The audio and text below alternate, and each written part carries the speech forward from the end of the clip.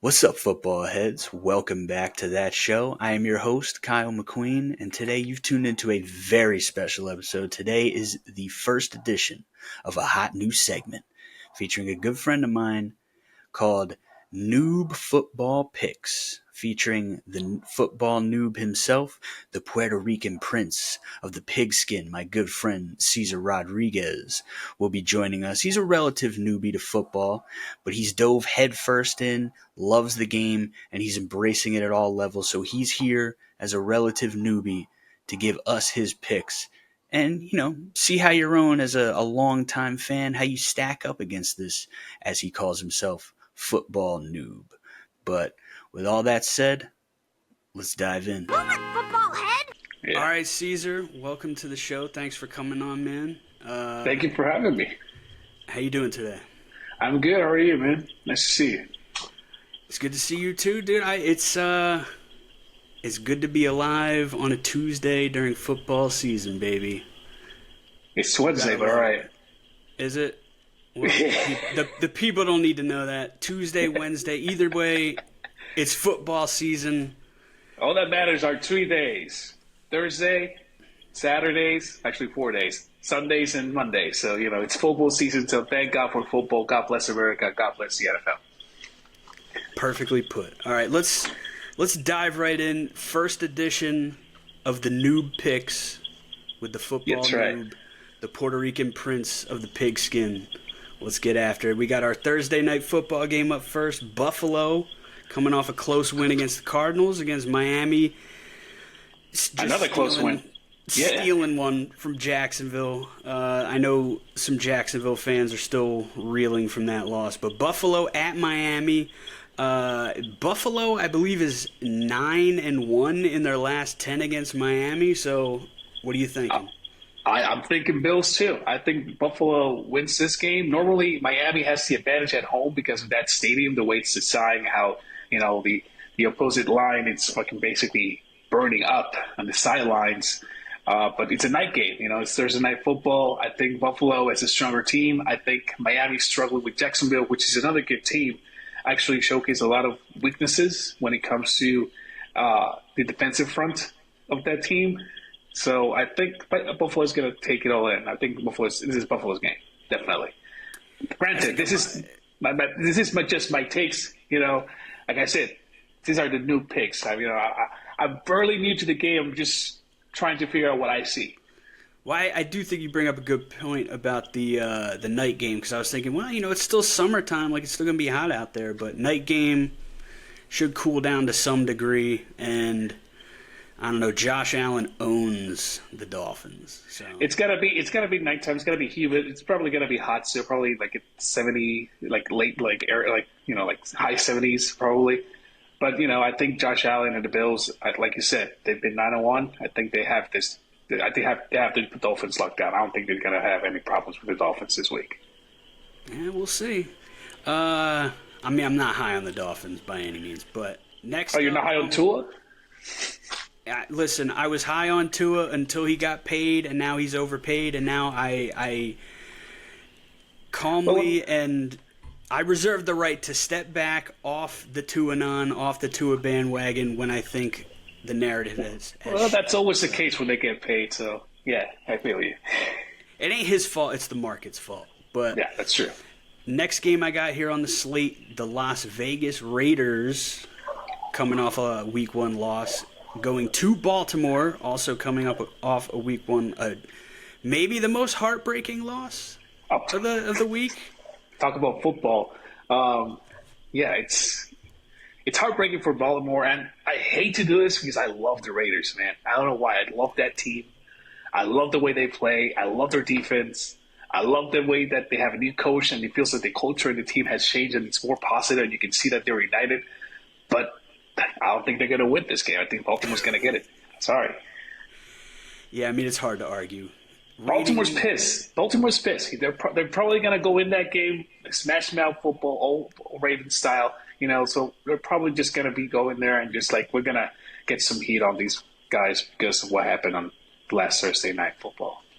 Yeah, there's always the chance that you overthink we got to bounce back, we got to get tougher.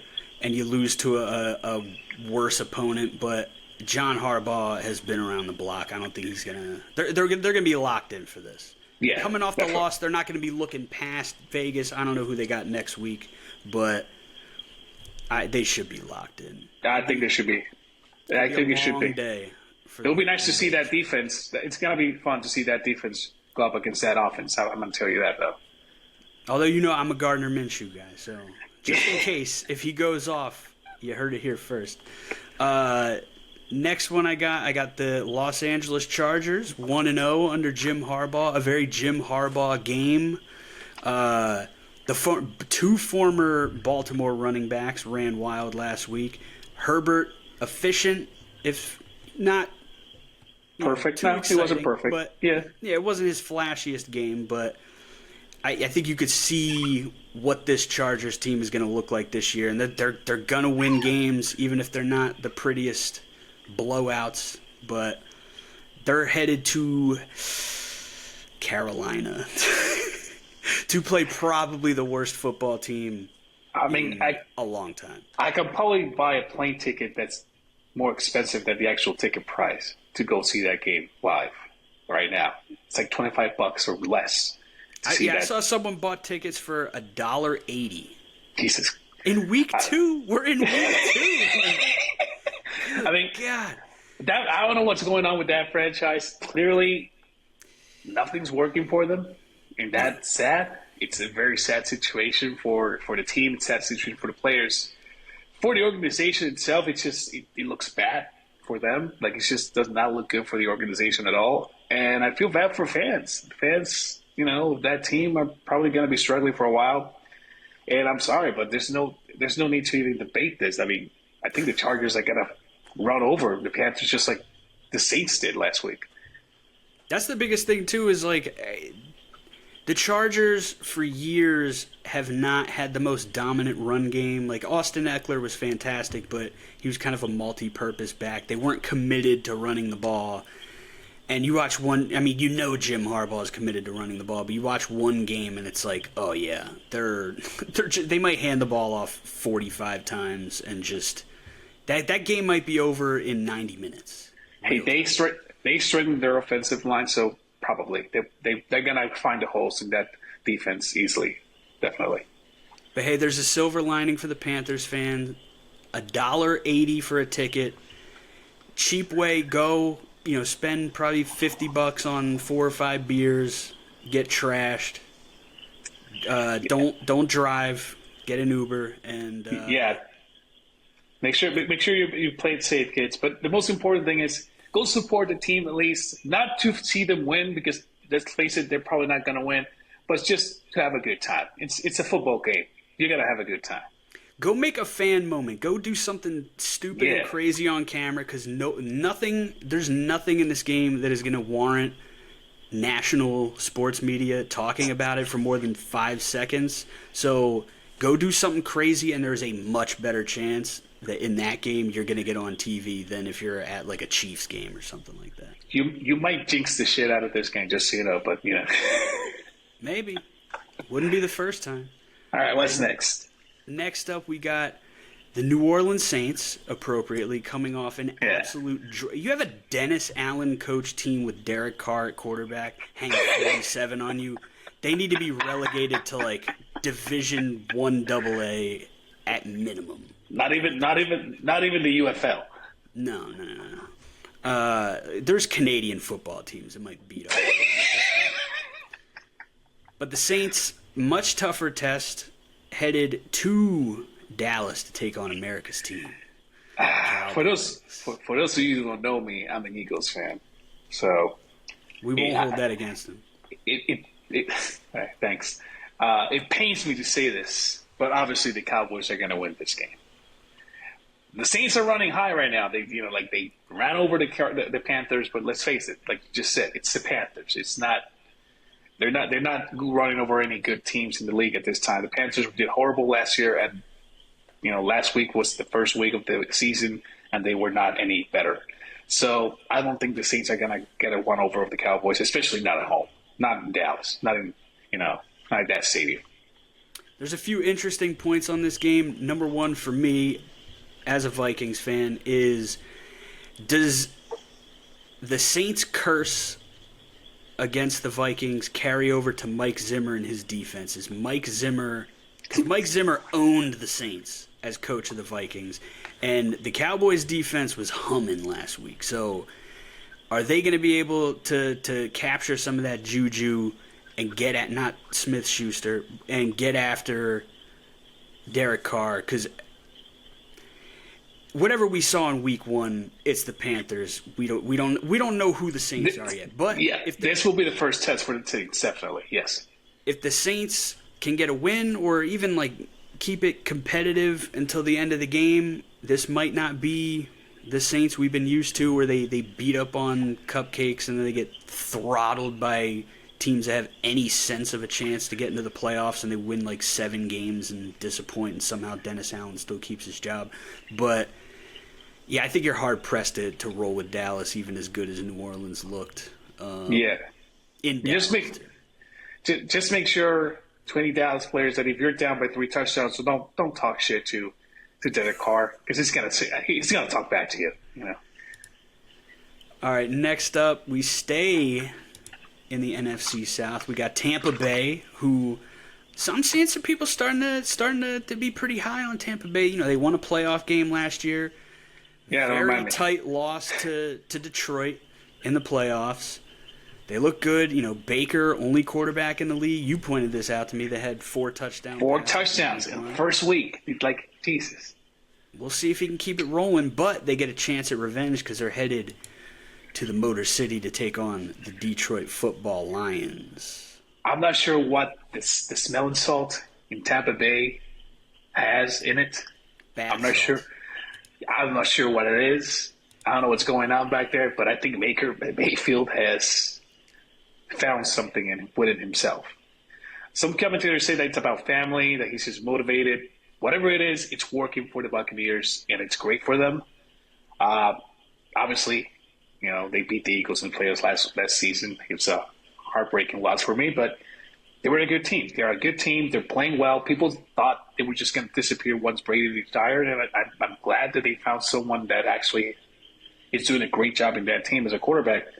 I get surprised because we all knew Baker before he was in Tampa Bay. He was not playing at this level, and he's improved a lot, and that's great for him. But at the same time, I can't wait to see some Lions continue to bite off some kneecaps. I'm going Lions. All right, I can't blame you. I'm rooting for you. I'm rooting for you, Tampa. I need you, baby. I do feel like I wrote off Todd Bowles. A lot of people wrote him off, lame duck coach. But he wins a playoff game. I feel like they rebuilt the identity. They still have a very strong defense. You got a great defensive head coach. Baker really, Baker coming in off of Tom Brady, you can get buried under that pressure to replace that guy, but he's done well, he's taken ownership of the team. Everyone seems to like him. You got a Hall of Fame receiver in Mike Evans.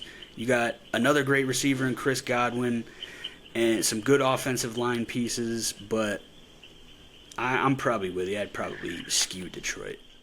Yeah, I mean, nothing gets you wins like an angry little man with a Napoleon complex like Baker Mayfield does. He throws that ball, and he just said it. If I don't see you double cover, I'm going to throw the ball at you. So he's going to do it. He's going to do it. And he has the confidence to do it, which is a good, important aspect of the game. So good for Baker, but I'm going Lions. All right, we'll stay in the NFC North, where Green Bay, with Malik Willis, who's been on the roster for about 3 weeks, couple cups of coffee. They play host to the Indianapolis Colts, coming off a tough divisional loss. 2 0-1 teams. If it wasn't for the last 30 seconds on that turf in Brazil, we would be looking at this in a much different way. But yep, I think in Colts for that very same reason. I'm sorry. Unless we have another Dobbs situation where the backup quarterback just ends up throwing dimes in the end zone, scoring touchdowns, which, it's a possibility. I don't think the Packers, I don't think they're going to be able to get out of this game like as winners. I think the Colts, who played well last week, are trying to get something out of their new team, these new quarterbacks. So I think they're doing a lot more at being competitive. And I know Green Bay on paper is a better team, but this situation with Jordan Love is going to cost them, and I don't think they're going to get over it as quickly as they probably want. I think the Colts are going to get this game. Yeah, Sorry about the dogs barking in the background. Nah, whatever. Dogs are dogs. You point out a good point about Richardson. I think, he's still getting adjusted. He started, 6 games last year, maybe? Sorry. Hey. No. My bad. Hey. You like Green Bay or the Colts? Colts? Yeah, me too. Let me talk to you. Richardson, I think he had 4 starts or 6 starts last year, so he's still young in the league. He's still trying to get his footing, but the Colts got some legit war daddies on the defensive line. Buckner, so if they can get after Malik Willis and get him off the spot, LaFleur is going to do his best to put Willis in good situations, but this is sort of the flip side. He had made some comments. Someone asked him who the number 1 receiver is, and he bristled at the comment and said it made him sick to his stomach thinking about the term number 1 receiver. And when you got a good quarterback like Jordan Love, you can use that to your benefit where, okay, there is no number 1 they can zero in on, and we feel the same confidence in all these guys, so it almost opens some things up for you. But you take Jordan Love out and you put Malik Willis in, there's no Justin Jefferson, Jamar Chase. I mean, the Eagles got 2 of them, A.J. Brown, Devontae. There's just no guy that you look at and say, in the worst-case scenario, I could throw it up to this dude and probably make a play. They're going to struggle. If they win this, good for them, but I don't think they're going to win it. They're going to struggle with this situation. Thankfully, it's not a season-ending injury for Love, so hopefully we see him back in the field soon. It sucks that it happened, especially on that field in Brazil, which you can tell that it was not a good field. I mean, people were slipping all over the place. The first drive of the Eagles, they hand off the ball over to Saquon Barkley. He just immediately starts slipping. He just slipped off. He's like, "Oh, great, that's a great start." So it's a fortunate thing for Love, but thankfully he's going to be back soon. And I think the Colts are going to be winning this game because of that situation and quick recovery. I hope that Love is able to recover quickly so the Packers can continue their momentum. Prayers up for J-Lo from a Vikings fan. Just missed that Week 4 game against Minnesota. You can come back right after that. Just need you miss that at Green Bay game, and everything will be Gucci, baby. Now we'll shift gears to, recently, speaking of Baker Mayfield, a team that probably wishes they had a guy like Baker Mayfield. The Cleveland Browns, 0-1, who got bodied by the Dallas Cowboys, headed to Jacksonville, coming off, as we had described, maybe the most heartbreaking loss of that or Baltimore, but just a devastating loss in Jacksonville. Why, oh why, did they get rid of Joe Flacco? It makes no sense why the Browns got rid of Joe Flacco. He got them to the playoffs. How long had it been since the Browns had been to the playoffs? Well, they went with Baker Mayfield that one year, and they won a playoff game. That's true. But before that, it was quite some time. I feel like it's like, I don't know. And that game where they were in that playoff game with Texans, it was a competitive game. It started well, of course the Texans, got the upper hand halfway through, and then they won the game. But that's the whole situation. And now with the allegations against Watson, come on. I don't know what you're doing, Browns, but, you should start thinking about a new quarterback soon. Soon. I don't know what the situation contract-wise is. I'm not sure what's going on back there. I don't know the details. Clearly, I'm the noob. But you should start thinking about some alternatives at this point, because that was an ugly game. You have one of the best defense in the entire league last year, and you just let Dallas run over you. Offensively, you were basically non-existent. So I think the Jaguars are going to take this game. No problem. Bounce back. Yeah. Bounce back from the heartbreak. Yeah. We'll see. I mean, the Browns, again, because it wasn't even just Flacco. They started Dorian Thompson-Robinson. They started their defense. Taylor, some other. Yeah, their defense has the ability to be dominant. We know the Cowboys' offense is always explosive, so you can kind of write that off. And they had the punt return for a touchdown, so it's not like they they only hung 20-something on offense on them. So I think that the best unit in this game is probably Cleveland's defense. So it's all going to come down to it's all going to come down to, can Jacksonville overcome their Browns defense, because we can tell that the Browns offense is not going to be able to give up as much as they should. I'm sorry. That's my take. I'm sorry for the Browns fans, but that's my take. I think I'm gonna diverge from you here. I think I'm going Cleveland. You are. You look at it's a tough game to pick, but Jacksonville to lose like that in week 1, there's some bad juju there. There was some bad juju to end the season last year. I think what's going to happen with Jacksonville, I'm starting to get a feeling. I'm going to float this out there to get it out into the universe just in case I was right, so then I'm right first. I think Jacksonville is going to be a tough start to the year, and I think they're going to finish strong, and they might sneak into the playoffs. And if they do, they might win a playoff game. But I think it's going to be the opposite of last year, where they were the number 1 seed 10, 11 weeks into the season and then just fell apart. Listen, I love Dougie P, so I hope nothing but the best for Jacksonville. Okay, that's the only good thing I have to say about Jacksonville. That's all I'm going to say.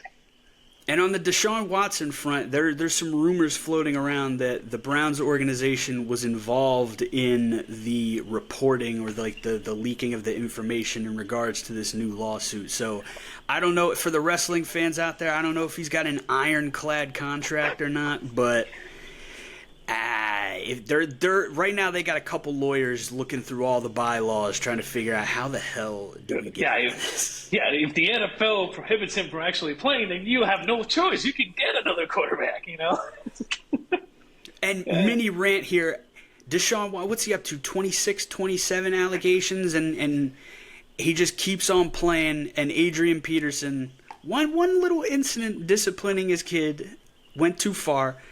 And they put him on the exempt list. Where is the commissioner's exempt list when you have a serial massage predator? I mean, on the loose. This is more than an allegation. This is an actual,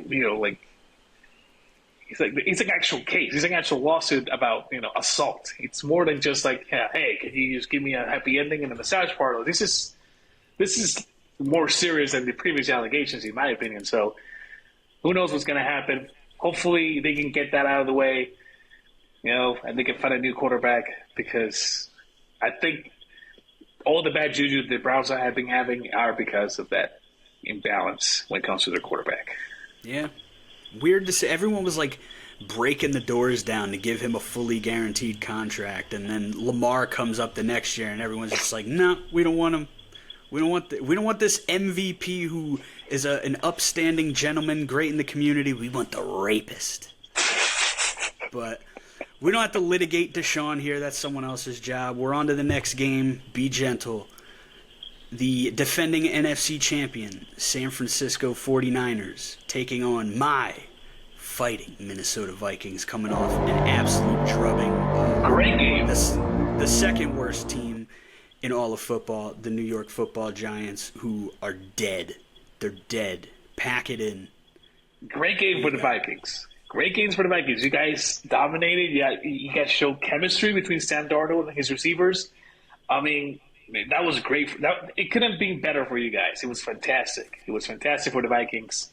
I mean, of course, the Giants are an absolute travesty of organization. I mean, they're becoming a franchise, in my opinion. I don't know what's going on there. But the 49ers, man, they are a machine.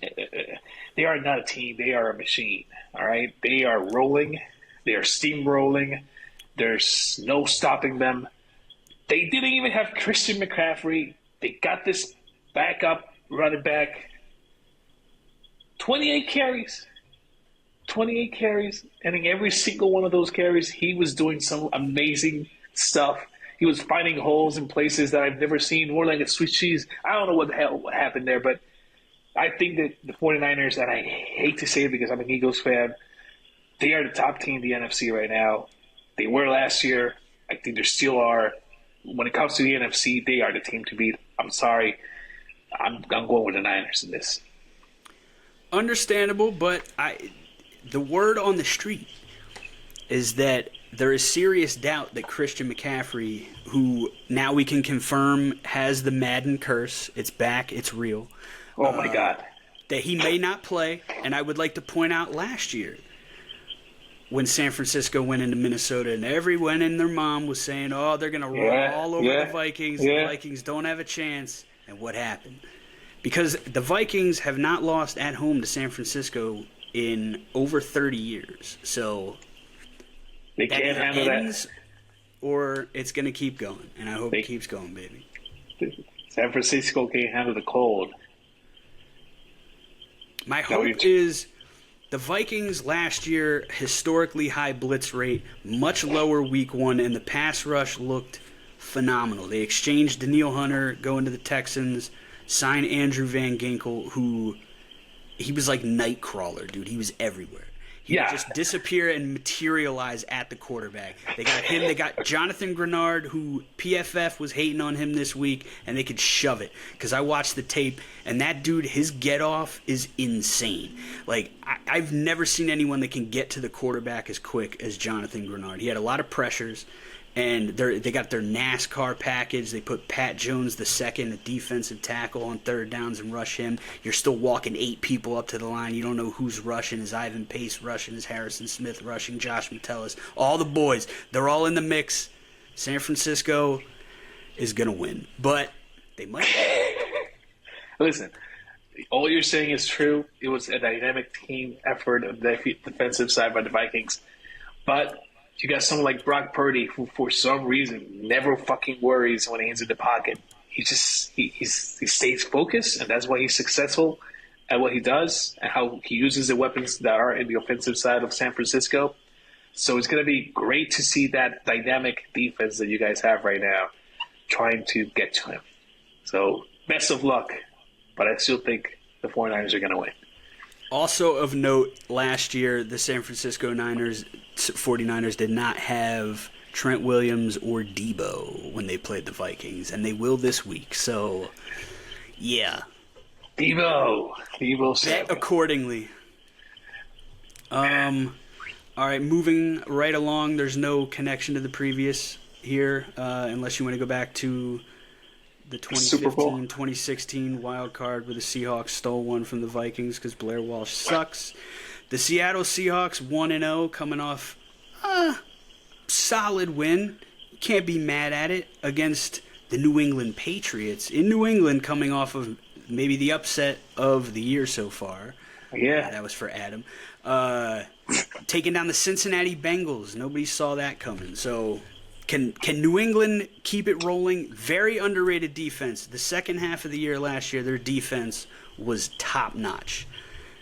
Can they handle Seattle, or is Seattle going to fly all the way across the country and take their business?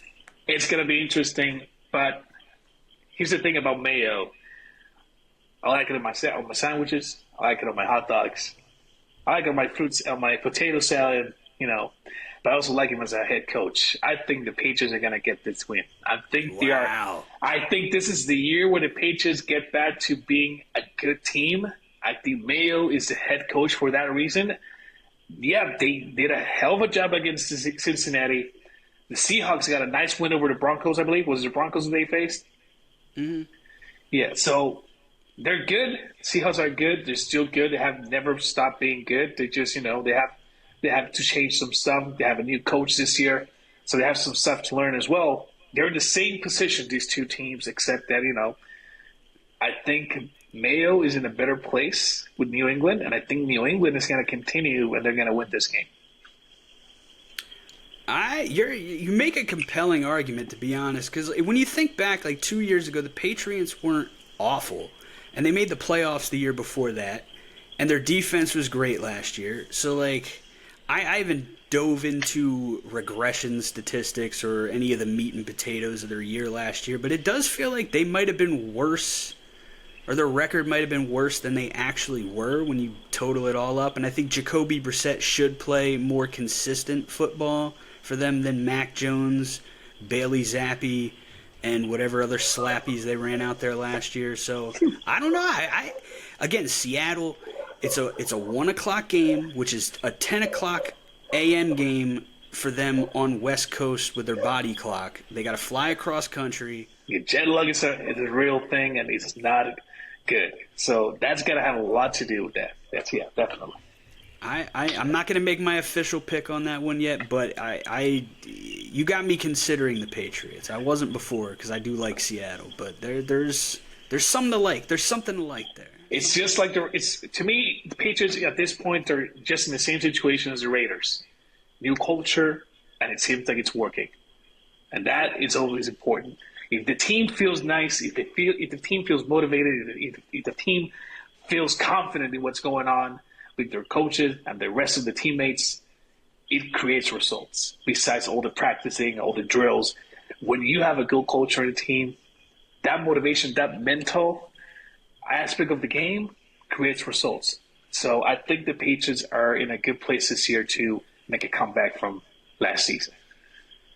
It's a compelling case. We'll stay with another team that's used to bottom feeding in the AFC East. The New York Football Jets of New Jersey traveling to my darling of the season, starting out with massive disappointment. The Tennessee Titans led by the husk of Will Levis. Who you got? It's simple. Aaron Rodgers is going to make a comeback with the Jets, and they're going to win this game. They did not start the season off well last year, clearly.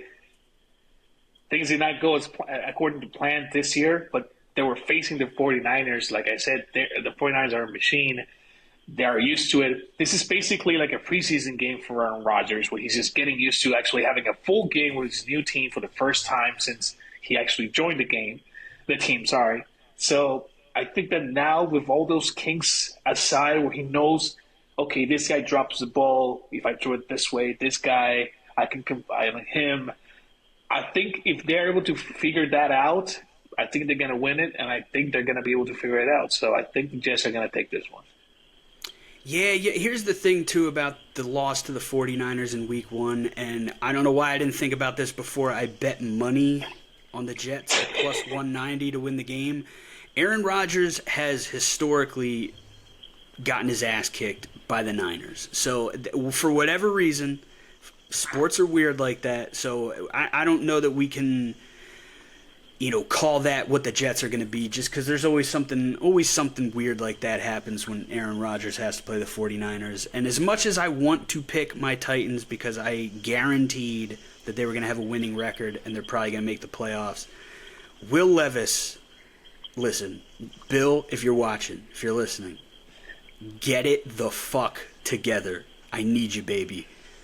But going up against that Jets defense, they had a rough week against San Francisco, so this is another team that's looking at it like, hey, listen, we didn't play our brand of ball. We need to come out here and beat up on a team that's not as good as us. And probably going to do that. So Yeah, I'm sorry, Titans, but, that's probably what's going to happen. That's life. That's all right, up next, we got another New Jersey team. Yes, an NFC East showdown earlier in the year. Two teams, people are high on Washington. We'll see. But the New York Football Giants of New Jersey traveling to the D.C. area to take on the Washington football team, the Commanders. The Commanders, the Commies, or whatever you want to call them. Listen, we all know what's happening in New York City. I mean, in New Jersey, New York, Giants, football, whatever. It's not a good thing. It's not pretty. It's embarrassing. It's frustrating to the team. Clearly, you can tell. I mean, Daniel Jones cannot leave the stadium without getting booed his ass out by the fans. All right? they need to figure it out. But people are putting too much blame on Daniel Jones, in my opinion. I think that the problems with the New York Giants go well beyond just Daniel Jones' performance. I think their offensive line is not doing a good job. I think they are not the strongest offensive line in the league. And I think that definitely does not help Daniel Jones at all. I think defensively, they are struggling tremendously. And I hope they're able to get things figured out and still lose the division because the Eagles should win it. But I don't think they're going to win this game. I think the Washington Commanders are going to get this win. I think the Commanders have a good team. They're a strong team. They're not the best team, but they're been improving these past couple of years. Every year they feel like they're a little bit better than the year before. So I think the Washington Commanders are going to win this game easily, to be honest. All right, well, listen, anyone that's been to the Meadowlands in New Jersey knows that it smells like shit, and now we know why. Because the New York Giants are ass. However, the one unit on that team that is not just formidable, but it's one of the best units in football is their defensive front. Defensive front, Dexter Lawrence, Sexy Dexy, Brian Burns on one side, Kayvon Thibodeau on the other. Now, the Minnesota Vikings rebuilt offensive line, bookended by two all-pro caliber tackles in Christian Darrisaw and Brian O'Neill, absolutely handled business. Dexter Lawrence had a sack on the first drive of the game, and they touched Sam Darnold one more time after the first drive of the game. So I don't know if that says more about some chemistry issues or just figuring it out in the scheme for the Giants, or if the Vikings offensive line finally is pretty decent. But just on paper, they got the pass rushers to, number one, get through a terrible Washington offensive line that gave up a ridiculous amount of sacks to Sam Howell last year. And you could say, well, it's Sam Howell, but Jaden Daniels also got sacked and got hit a lot in college.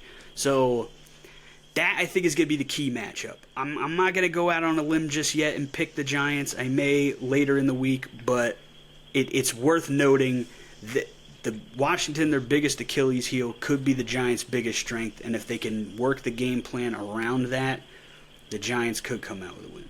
Listen, Dabble is a great coach. I don't think people understand this. I don't put any blame of the New York Giants' failures on the coach. I think he does a good job of what he's got. But unfortunately, I don't think the Giants as a team are clicking at this time. I don't think they're working. I don't think the players are the best when it comes to what position they're playing at this point. I don't think they're being used at their strength. I think they're struggling constantly, and that's not helping the team at all. I mean, look at Saquon Barkley. He was struggling with the Giants.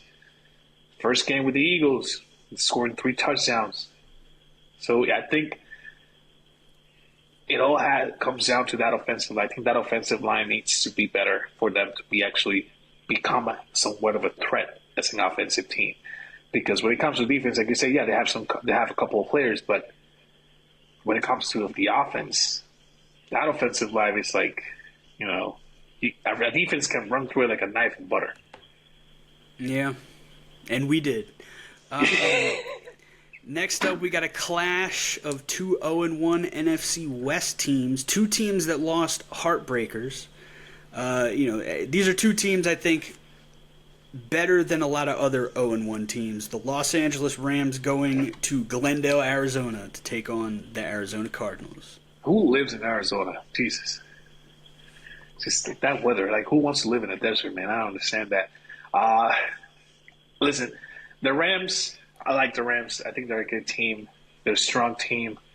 It was not their day on Sunday Night Football against the Lions.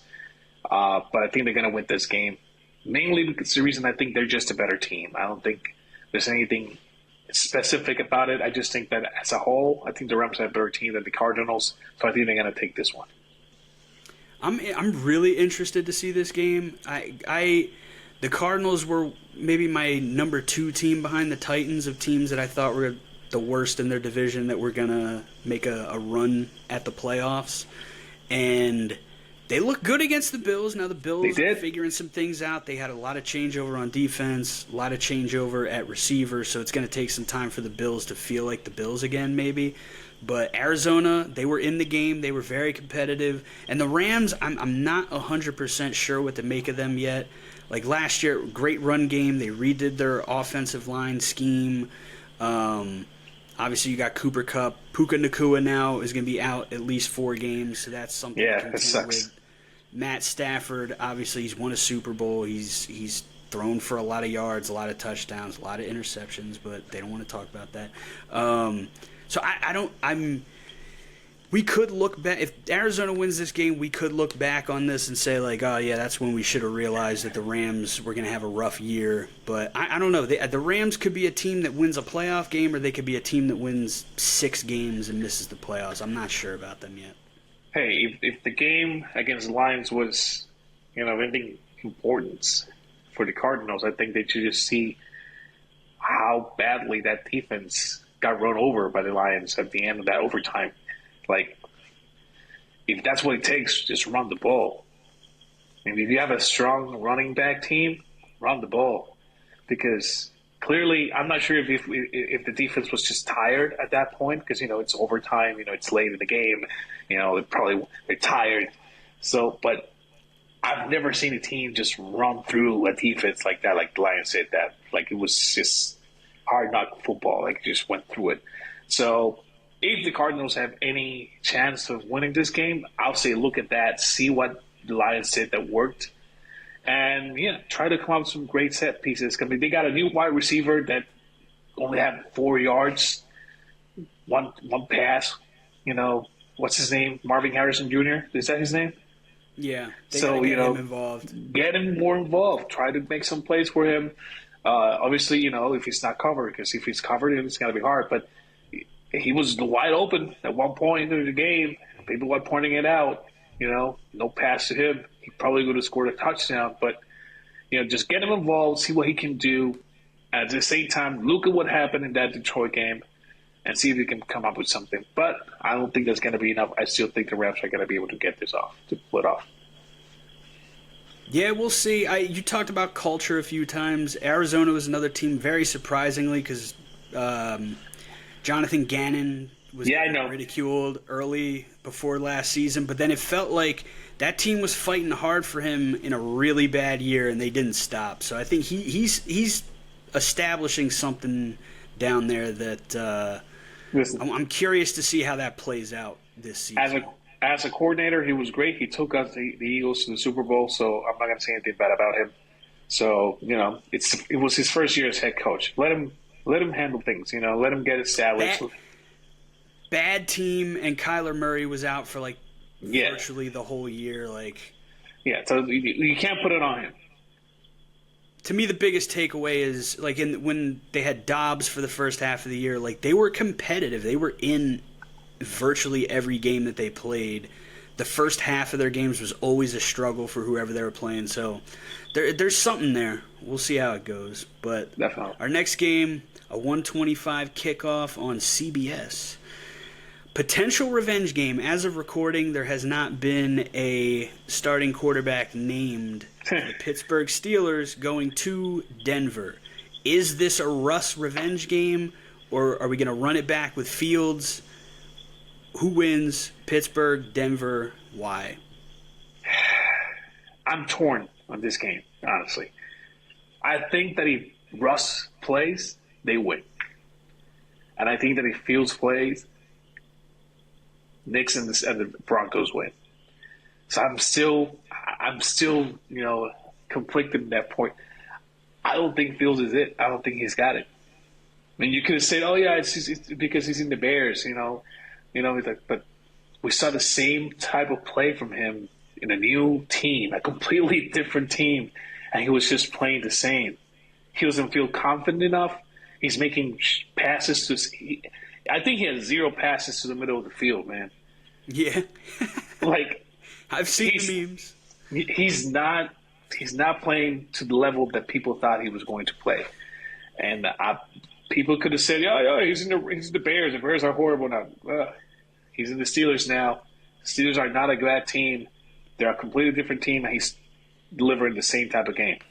So I think that if Russell Wilson is able to come back to the game, actually play the game as a starting quarterback, I think they're able to get it done because of one man on the defensive side, and that's Mr. Watt. I think the Steelers' defense is great, and I think it's enough to beat the Broncos. So that's why I'm picking the Steelers at that point. But if Justin Field plays, the Broncos might win. So I'm not completely sold on the Steelers winning, but that's my pick. Steelers if Ross plays. Yeah, I'm torn here. As a long-time Russ dissenter, a short-time Russ hater, and then a man who was reborn in last year feeling like, you know what? We're all being too hard on Russ. He doesn't deserve all this. He deserves some of it, but like he took it on the shins repeatedly. And he didn't have that bad of a year, and they almost made the playoffs. So, yeah. And I hate Sean Payton as a Vikings fan, so I would love to see Russ go in there. Oh, yeah. I would love to see Russ go in there and beat the dog shit out of the Broncos. Never really liked the Broncos either. And the other thing, I had mentioned this earlier, and we had talked about this before off camera. The best unit in this game is Pittsburgh's defense. And when you got two teams that aren't great, sometimes it just comes down to what unit can impose its will, and I have more confidence in Pittsburgh's defense than anybody else on this field, especially going up against Bo Nix in his second start. Did you see the way Watt played in that game on Sunday? No, but I assume it's like he plays in every other game where he's just an absolute fucking wrecking force. Yes. Like, he was getting sacks that didn't count because of penalties and stuff like that, but he was just killing it. Like, he was just eating through that offensive line. Like, he was just doing such a great job. Like, I was just like, man, I love seeing this guy play. I wish he was in the Eagles. But, you know, that's what it comes down to. Like you said, I think that they win with Russ. And because of what? Because of that defensive line. I think that defense is great. All right, next up, another 125 kickoff. We got the surprising 0-1 Cincinnati Bengals dealing with all their wide receiver drama, going to a place you don't want to go, but a place they've had a lot of success, Kansas City, to take on the 1-0 reigning, defending Super Bowl champion, Kansas City Chiefs. Game of the afternoon for me that day. Game of the afternoon. Absolutely. But let's face it. They're the champions for a reason. You can say it's the refs. You can say the league is protecting them. You can say it's Taylor Swift's voodoo magic from the stands. I don't care what you say. I think the Chiefs are going to take this game. I'm very worried about my boy in the Bengals and his wrist. Yeah, I can see it all throughout the game last week. He was just going out with his wrist. See, I didn't see anything from that, so that's news to me. That's not good. If that's the case, he'll make a pass, play over, and you can just see him go like this. I don't think that wrist is healed off. I think that's going to be that's going to cost him. I think that's going to cost the Bengals a lot, but it will be interesting. I think this is going to be a good game, but I think Kansas City is going to win. They're at home. It's a bad place to win. It's a bad place for any team to visit. They're not like, you know, like, oh, every time they're at home they win, but, you know, it's just a very, very difficult atmosphere to play in. And that situation, that injury, I think that's still hurting him. I think that's still hurting Joe Burrow. So I think the Chiefs are going to get this win. If that's anything to be concerned about, you add that to Jamar Chase. Was not. Oh, that whole situation with Chase, Jesus. Like he's playing, but again, like if you're not taking part in things, like I don't care what workouts you're doing, like it's going to take at least a couple games to get back into true football shape. And the Bengals under Zach Taylor, they always start slow for whatever reason. So yeah, I don't know, but at the same time, they called it Burrowhead for a reason. So you never know. You never know. We'll see. We'll see. Hopefully that whole wrist thing was just like, you know, first week, getting the rust off of that wrist. Hopefully. But If that's not the case, if that wrist is still hurting him, is that wrist still giving him issues? It's not good for him. It's not good for the team. So Kansas City, I think they're going to win. I was going to do another mini rant here about how the NFL is stupid and all they want to do is make money, but they need more of the 4 o'clock games. Like, there's only 3 4 o'clock games this week, and it's like, just move 1 or 2. Like, we need a better selection. But then I looked at the selection, and, like, I want to see how the Rams are. I want to see how my Cardinals are. The potential Russ revenge game against that just down low piece of shit, Sean Payton. And then if Cincinnati and Kansas City is like, it's got to be good. So, yeah. Good slate. Limited slate, but good slate. Not as good as Sunday Night Football. No. Hopefully one of these teams beats the absolute piss out of the other one, where the Chicago Bears inexplicably 1-0 just gifted the game by the Tennessee Titans against the Houston Texans, 1-0 Super Bowl darling for a lot of people. Stroud Mania is running wild. It is. Stroud Mania is running wild. I think the Texans, they're in a groove. They have momentum. They haven't stopped. They lost the playoffs, but, they're still good. They're still good. C.J. Stroud is still a weapon. And, I'm not convinced on Caleb Williams and the Bears. I think this is the Texans' game to win, and it's good for them. It's a primetime game. It's going to be a good showcase for the team. So I think the Texans are going to take this. I don't think Caleb Williams, after that disaster, they won. I don't think they scored a single touchdown. I don't think he scored a single offensive touchdown in that game. So, nope. Caleb Williams, keep practicing. Hopefully you're able to do something. I'll keep your mouth shut if I was you. That's what I would do. I will keep my mouth shut if I was you, because you're talking a lot of stuff. You're not walking the walk, man. It's only one game, but this will only be 2 games, and you're going up against a great defensive coach with a lot of great defensive pieces. They added Danielle Hunter across from Will Anderson Jr., so it's going to be a lot for a guy like Caleb Williams to adjust to, because he was a guy that even in college, like, he made his name and won his Heisman off of the off-schedule throws. Like, he never really showed a full control over the pocket. And, I mean, he's going to have to make off-schedule throws against a defense like Houston, but he's also going to have to make some throws from the pocket for them to be successful. So, I don't know. It could be a tough second outing for Caleb. I'm not going to predict anything just yet because I don't want to jinx it and have Chicago somehow come out of this 2-0. But Houston should handle business. Listen, what have I always told you when it comes to players? Stay humble. I don't care if you're good. I don't care if you're the best player on the field. Stay humble. Don't talk shit, because if you talk shit, you better be prepared to eat it. I'm sorry. I mean, he has been talking shit ever since he got drafted. I know there's a lot of stake on him. He's good. He's coming out from college hot. Just do your work. Be quiet. Don't be telling your new kicker, that he's not going to be doing any punting. Come on. Like, it's not good for you. It's not good for you to be talking all that shit and then to not score a single touchdown on your first game. I'm sorry. Yeah, you're a rookie. Yeah, it's your first year. It was your first win, your first game with the team of the regular season. That is, just keep your mouth shut and keep learning, keep working. I think the comments to Tory Taylor were a little overblown. Like, it's 2 rookies coming in. They're just it's not like he went out there and told they're shooting. Yeah, I told Tory he ain't gonna be punting at all this year. Like, he's messing around. Yeah, he's a kid, he's young. He's just messing around. That's the way to talk. It was a private conversation.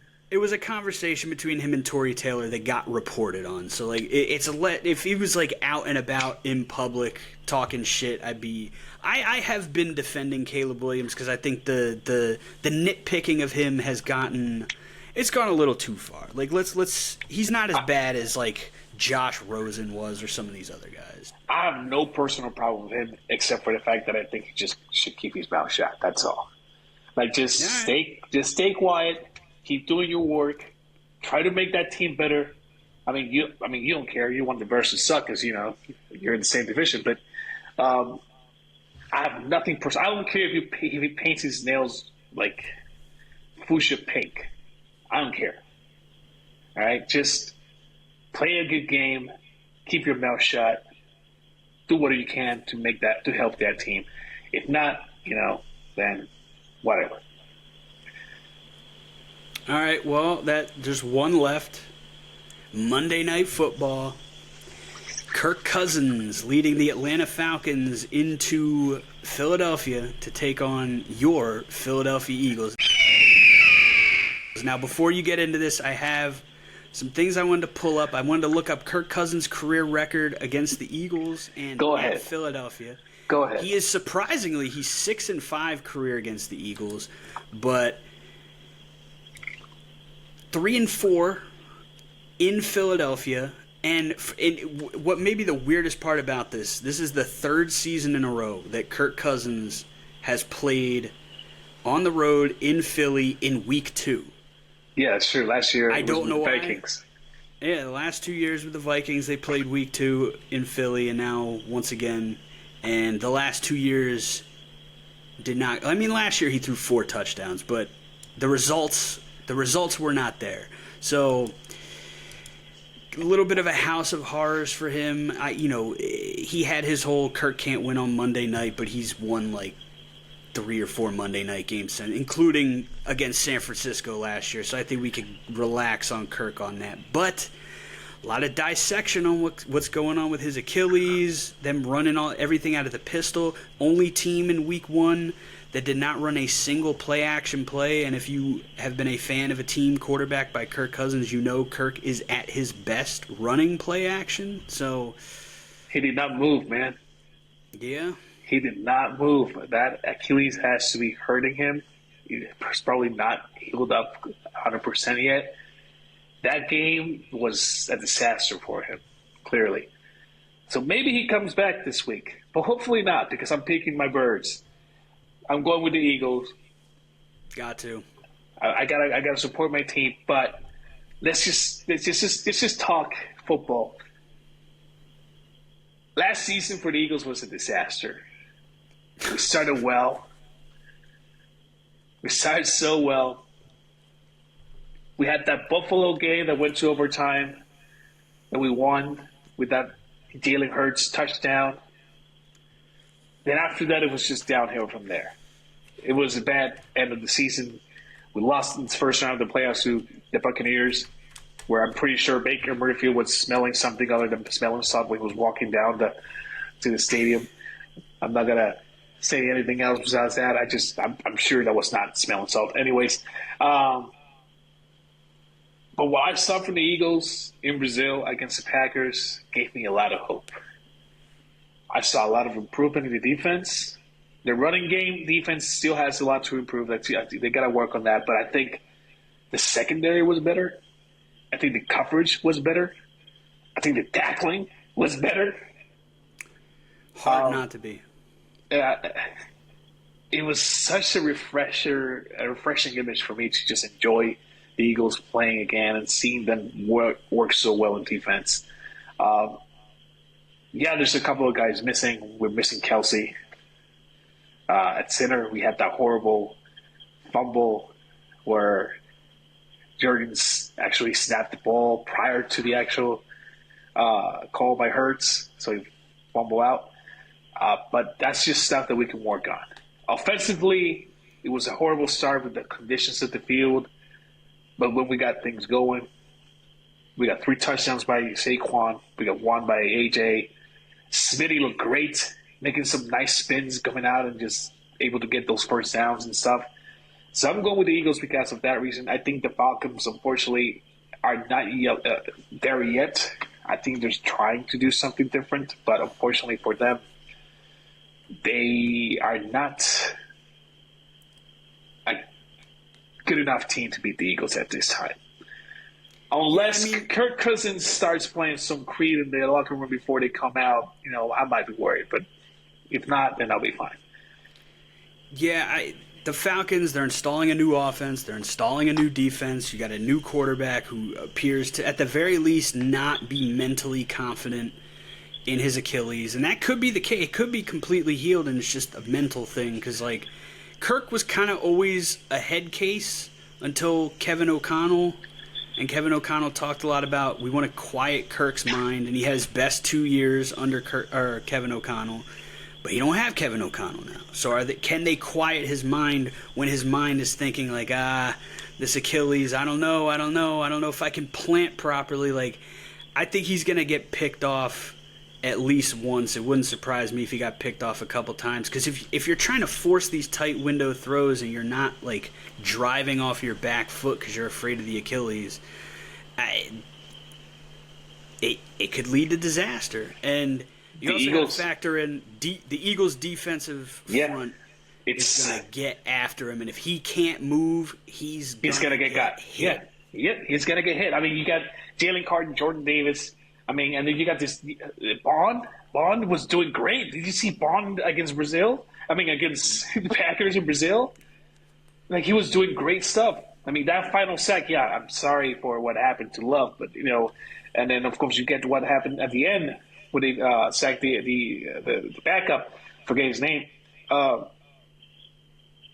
defensive front for the Eagles is going to run over Kirk Cousins if he does not move. If he stays put, he's going to get mauled over by them. Yeah, I'm worried about the kid. He ain't my quarterback anymore. He ain't my problem, but I'm worried about it. He gave you hope. Well, he gave you hope for a while. I wouldn't call it hope so much as a blind faith because Vikings fans have been through so much shit that you're why not? Maybe they'll. They went to the NFC Championship game with fucking Case Keenum. All the best seasons the Vikings have had were with backup quarterbacks. So why not Kirk? Hey, there's nothing wrong. There's nothing wrong with backup quarterbacks. Usually the most popular guy on the team. There's nothing wrong. There's nothing wrong with backup quarterbacks. Look who you're talking to. Yeah. My first season as a fan was the rookie season of my boy Big Dick Nick. So, there's nothing wrong with backup quarterbacks. Look at Dobbs last year. Dobbs last year was doing great things until it wasn't enough. Yeah. But I think Vic Fangio, I thought, was a great fit for the Eagles defense. They had a lot of problems that I don't think were talent problems. I don't know what those problems ultimately were because I wasn't in the building. But I think Vic Fangio, you got to love just a crusty old defensive coordinator. He looks like the Penguin. It's just he's going to whip him into shape. And then you got enough weapons on offense to beat a team with an ailing quarterback that's trying to figure it out because they got new coaches, new systems, new blah, blah, blah. They got enough weapons on offense. They're going to put up points. Even when Jalen Hurts doesn't have his best game, they put up points. Yeah, that's my only concern. Hurts and the picks and the turnovers, that's my only concern. It's not the first time that he has thrown multiple interceptions in the game and a fumble. So that's my only concern. Ball control. Just control the ball. I know that you're struggling. I know you're trying to avoid getting sacked. I know you're trying to get out of the pocket and pass. But just, that's my only concern when it comes to that. I still believe in Hurts. I'm not saying we should start finding new quarterbacks or anything like that. But I'm concerned about that. Turnovers are an important thing. Even though we lost the turnover battle, we won the game. But, we cannot continue to rely on luck and just can we get the points later. We have to control the ball. If we don't control the ball, it's going to be trouble down the line. It was last year. I don't want another last year situation. I cannot bear it. Yeah, the Falcons early in the year dealing with whatever they're dealing with, you might be able to get away with some turnovers and still come out with the win, but you want to set a precedent early in the year. Yes. that we're going to take care of the football. And if we lose, it's going to be straight up. It's not going to be because we made a bunch of stupid mistakes. Yeah, so that's why I'm going Eagles. Definitely. So that's going to be a great Monday night game. Hopefully Kirk is able to get his stuff together and actually, get out of the pocket and move and start to do that play action. But if they don't, it's going to be an ugly game for the Falcons. Yeah.